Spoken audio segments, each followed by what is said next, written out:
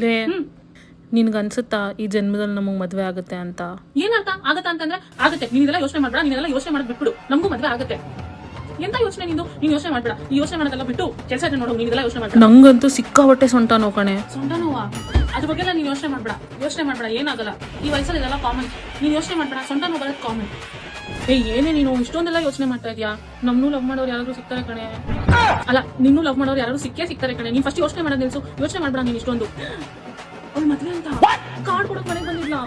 ನೀನೇನು ಯೋಚನೆ ಮಾಡ್ಬೇಡ, ಏನು ಯೋಚನೆ ಮಾಡ್ಬೇಡ ಆಯ್ತಾ? ಆಂಟಿ ಬಗ್ಗೆ ಕೇಳೋದಿಲ್ಲ. ನೀನು ಏನು ಯೋಚನೆ ಮಾಡ್ಬೇಡ. ಆಫೀಸ್ಗೆ ಹೋಗು, ಬಂದಿದ ತಕ್ಷಣ ನಿದ್ದೆ ಮಾಡ್ಬಿಡು ಅಷ್ಟೇ. ಅವಾಗ ಆಂಟಿ ಏನು ಕೇಳಲ್ಲ. ನೀನು ಏನು ಯೋಚನೆ ಮಾಡ್ಬೇಡ. ಸರಿ, ನಾನು ನಾಳೆ ಸಿಗ್ತೀನಿ. ಅದು ನೀನು ಯೋಚನೆ ಮಾಡ್ಬೇಡ ಆಯ್ತಾ? ಜಾಸ್ತಿ ಯೋಚನೆ ಮಾಡ್ಬೇಡ. ನೀನೇನು ಯೋಚನೆ ಮಾಡೋಕ್ಕೆ ಹೋಗ್ಬೇಡ. ನಂಗೂ ಯೋಚನೆ ಬರುತ್ತೆ, ನಾನು ಯೋಚನೆ ಮಾಡಲ್ಲ. ನೀನು ಯೋಚನೆ ಮಾಡ್ಬೇಡ. ಸರಿ ಬಾಯ್.